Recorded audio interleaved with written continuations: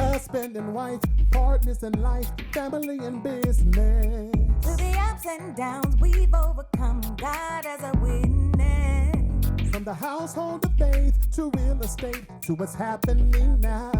We've got something to talk about. So for the next few moments, please allow us to bring you something you can feel.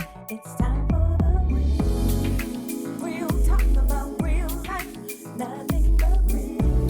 Wanna tell the truth, it's on design. Let's be real. Join in, tell your friends, 'cause every now and then we all need a reality check with the Adolphs. Welcome to Reality Check with the Adolphs. And on today's episode, we are celebrating the holidays. Yippee. It feels like snow. That's not a song. What is it? I don't know, but It's my song. You just can't make up nothing. That's Why? Not, because that's not a Christmas song. There's certain traditions that we have in the Adolph household where, first of all, we know the words to the song, or we don't sing it. We just listen and hum. I'll remember that. And second, we listen to Christmas music the day after Thanksgiving. What are some of the holiday traditions you guys used to have when you were small? Well, when I was small, I did a lot of traveling. So it was, if we did do anything, it was a lot. We got together, open up presents, maybe cook big dinners or something like that. If we were in the States, we kind of connected with the family. Mm-hmm. I remember that one year we went to California with our children. Mm-hmm. We took all four of our children to California, and we spent the week and celebrated the Thanksgiving holiday. Yes, and it was really a great time, and really enjoyed ourselves. Yeah, it's always good to have family around. And you're a single child. I'm a mini child.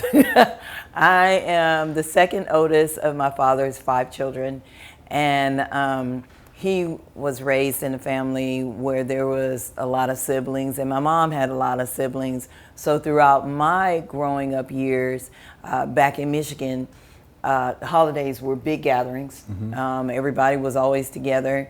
And then when we moved to Texas, we had even bigger gatherings because it was not only the holidays, there were family reunions every year, September meeting, things of that sort for us to all celebrate and get together. I think for our children, it was kind of weird because I kept that bond of Christmas as being a surprise. Right. I mean, I can remember the one year the kids act up bad. So I said Santa Claus is not giving them anything for Christmas. And they're like, yeah, whatever. So December came and we didn't put up a tree. No. We didn't put up a tree. There was no gifts. There was nothing. And everybody was just long-faced looking sad. But when they woke up Christmas morning, Had a tree. I put up the tree. Willie helped me with the presents. We wrapped up all the presents and that Christmas morning. And matter of fact, that wasn't too long ago. It was probably like 5 or 6 years ago. So it was like they had this mindset, okay, Christmas was something magical. Right. It was something to look forward to. Yeah, and that's a lot of times people think like that.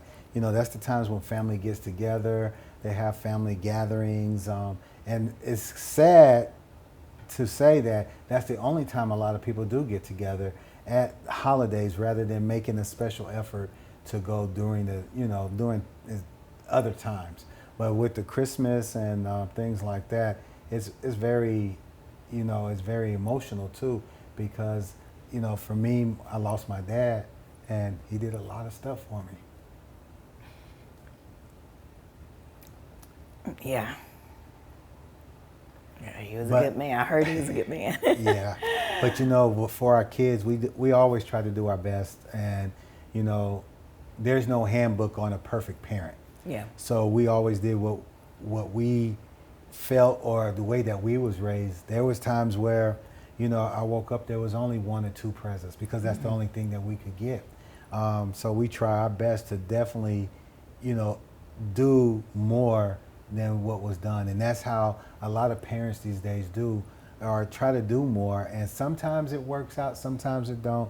But everything we leave in God's hands. Yeah, and speaking of that, as Christians, Willie and I do celebrate Christmas. I know there's a lot of drama over Christmas, Kwanzaa, and things of this sort, but December is a month for the Adolphs family. We celebrate our anniversary.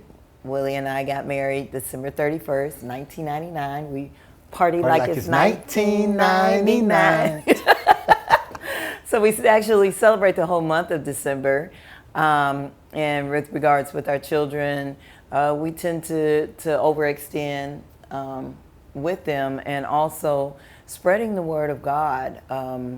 Like again, it's a lot of drama on when Jesus was born and all of this. And I'm going to put my 2 cents in. I feel that if one day of peace throughout the whole world can be achieved, why not let us have that Christmas Day? I mean, it's just always bothered me. So it's my platform. I say what I want to say. Well, I just still feel that this, Christmas is one of those special moments that everybody should get together, put all differences to the side and celebrate, and, as giving, not to go to receive, because that was the whole purpose of Christmas is giving, and giving gifts, giving love, and things like that. So what's happening now, we're in the year 2020. There's a pandemic. COVID-19 has really put a scare and a fear, but unfortunately it's hitting through these holidays. A lot of people are feeling alone, are feeling depressed, and then some people are celebrating no matter what. So what we do suggest is that you reach out to someone. You're not alone.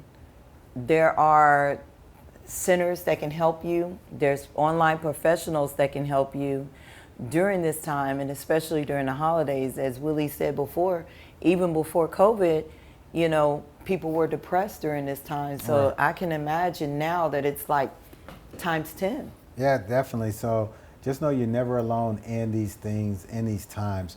Holidays are, we say family, but sometimes close friends can be as just like your family. People who are treating you right, they take you in, they listen. There's no perfect person that walks this earth. So of course, every now and then you may bump heads with somebody, but guess what? You have to overlook that because life is too short. Exactly. 3 things we want to end before the commercial. Still celebrate the holidays. Whatever you do, continue to do that. I've noticed a lot of drive-by birthdays, but do some drive-by Thanksgiving, drive-by Christmas, all of those things. Still celebrate. Connect with apps.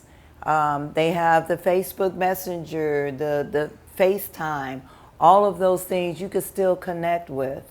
And last, if you feel that you're alone, reach out to someone. Yes. Because you're never alone. We'll be right back after this commercial.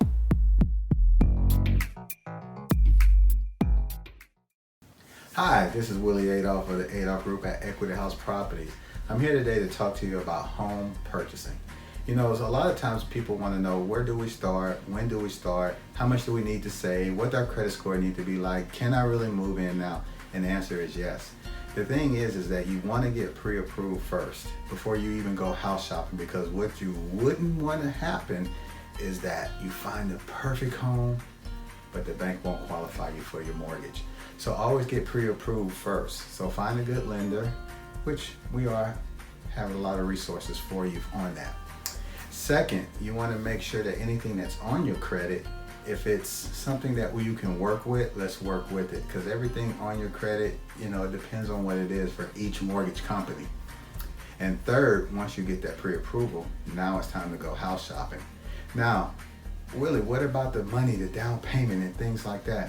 Well, they have a lot of programs that's out there. So based on your credit, will depend on the down payment assistance that you can receive. But we do have a lot of resources and a lot of things that can help you. And everyone with the Adolphs Group will hold you by your hand and walk you through the whole process. So you can contact us at www.theadolphsgroup.com or 281-451-7087. And remember, when you have will, you have a way.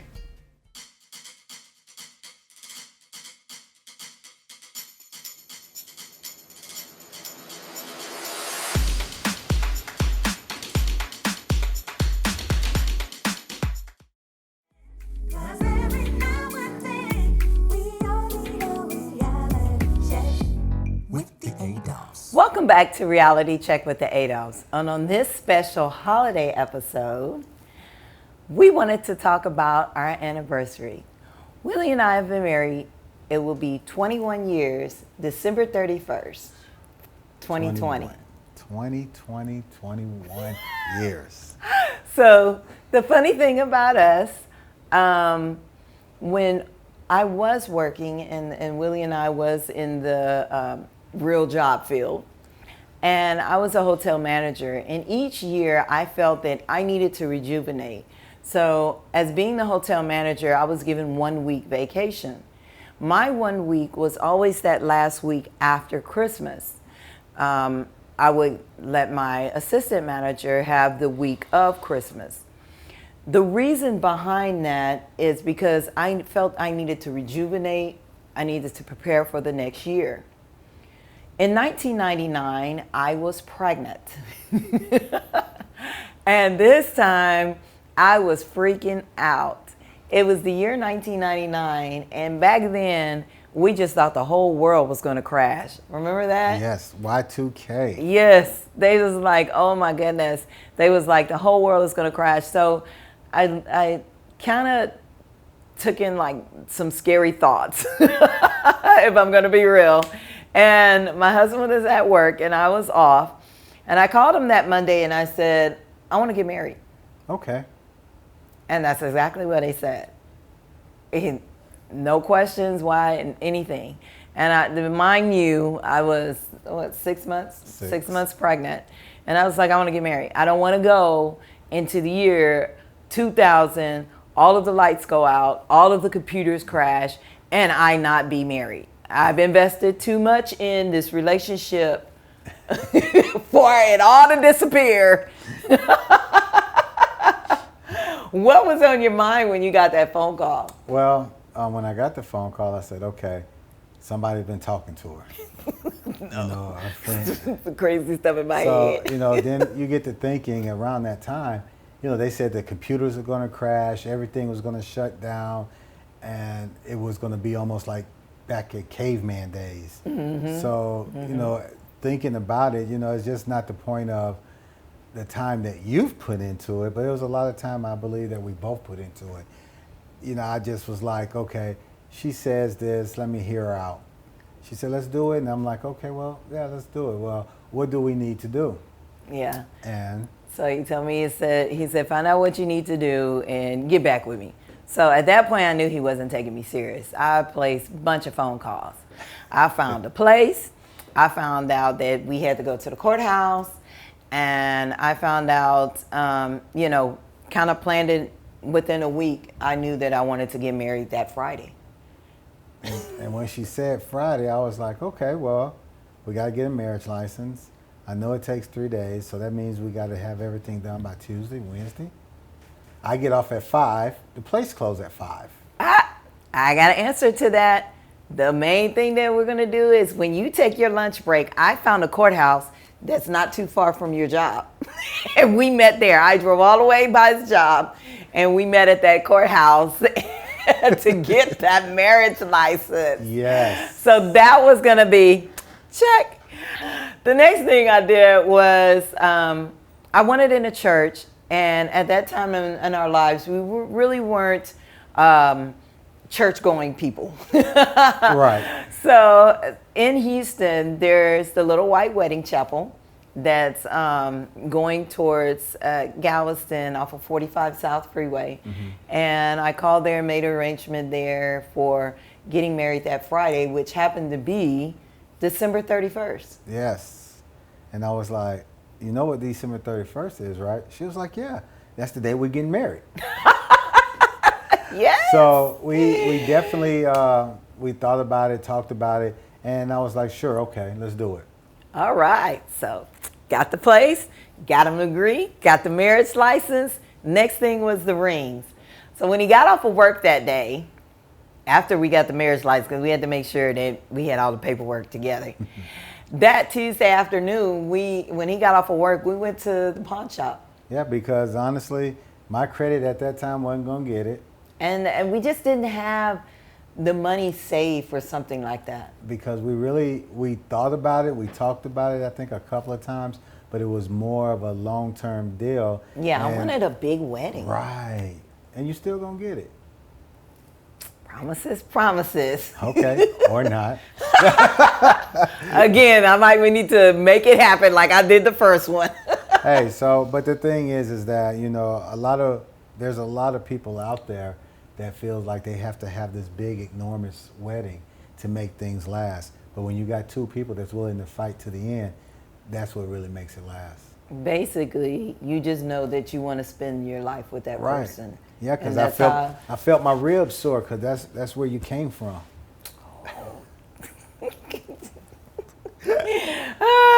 I'm not going to say what you make me feel like. Please don't. Apple candy. So after we got the rings and everything in tow, I told him on Wednesday, I said, call your people, whoever you want to come. If not, I'm going to call my mom and dad, my friends, if they can make it or whatever. We're getting married Friday at 8 o'clock at the Little White Wedding Chapel.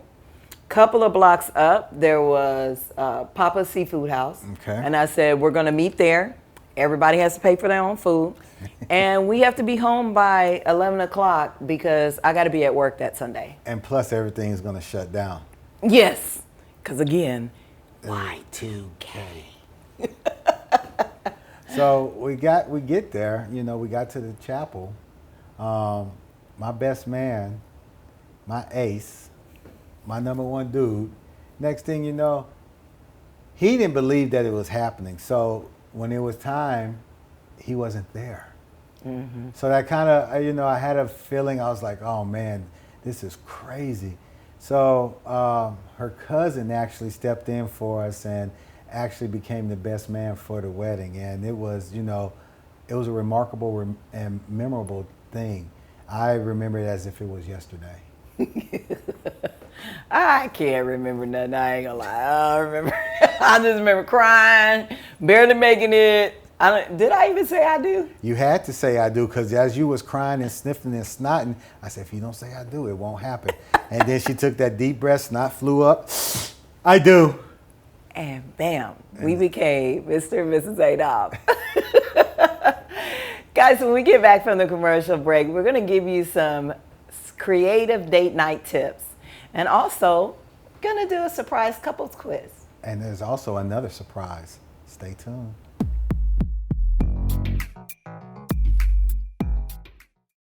Hi, this is Willie Adolphs of the Adolphs Group at Equity House Properties.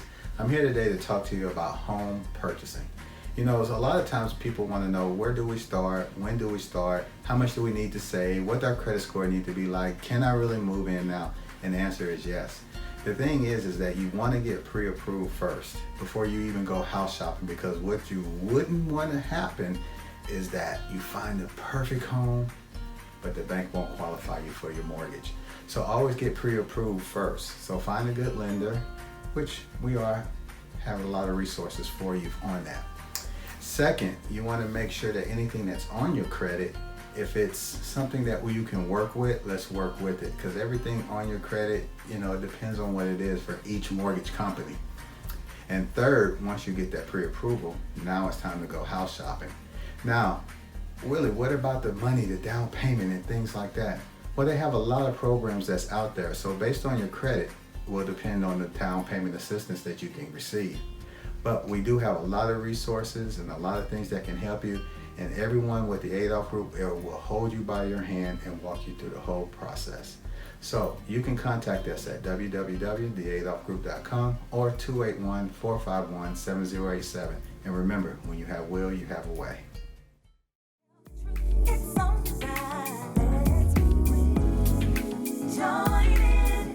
Tell your friends. 'Cause every now and then we all need a reality check with the Adolphs. Welcome back to Reality Check with the Adolphs. And today we've been talking about the holidays, celebration, our anniversary. But right now we wanted to give some creative date night tips. Yes, something that you can do without really spending a lot of money or going a lot of places. Exactly. Number 1, cook together. Maybe even develop a recipe. Yes, and taste each other's food and have fun with it while you're in the kitchen. Make it spicy. Number 2, stargaze or camp out. We're outside people, so we like to be outside. So just sit outside for a minute and just look at the stars or do a camp out. Yeah, definitely. If you're somewhere where there's bugs, get you some bug spray, get you some poles that get the insect repellent, things like that. Enjoy the time while you can. Exactly. Number 3, create a vision board or do a vision board together.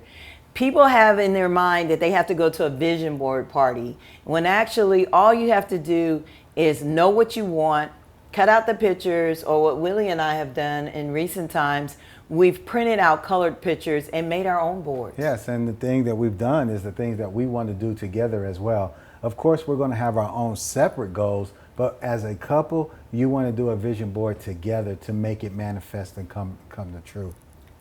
The next one, have a club night. Dance together. Pick out some songs, some slow songs, some fast songs. So I could bring out the disco ball? No, we're not that old. I was born in the 70s. I didn't listen to that music. But anyway. What about the roller skates? Karaoke, dance, enjoy each other, have club night at home. Of course, and make sure you got enough apple juice to drink. What? Hey. Number 5. Drink responsible. Number 5. Enjoy the sunset.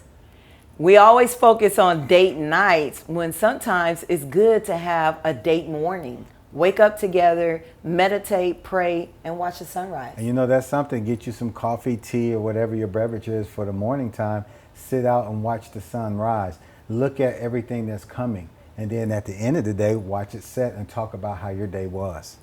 Number 6, go to a drive-in movie. Those are coming back. And especially with COVID, they are really becoming popular.